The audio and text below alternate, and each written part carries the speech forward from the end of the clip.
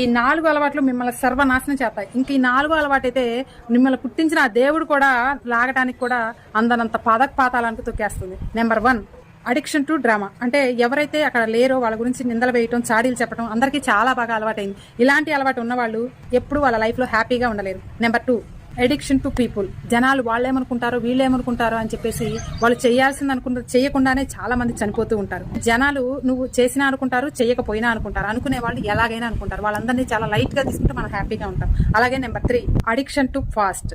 అంటే ఎప్పుడు గతం గురించి ఆలోచిస్తూ బాధపడుతూ కూడా జరిగిన దాని గురించే ఆలోచించుకుంటూ ఉంటారు. జరిగింది ఏదో జరిగిపోయింది, దాని గురించి జరిగిన దానిలో నుంచి గుణపాఠం నేర్చుకుని ముందు ఆ తప్పు జరగకుండా చూసుకోవాలి. Number 4, addiction to worry. ప్రతి దానికి బాధపడుతూ, ప్రతి దానికి మనాది పడుతూ, చిన్న చిన్న వాటికి కూడా బాగా ఆలోచిస్తూ వర్రీ అవుతూ ఉంటారు. ఇది మరీ ప్రమాదం. ఇది తీసుకెళ్ళినంత డిప్రెషన్ నుంచి దేవుడు కూడా కాపాడలేడు.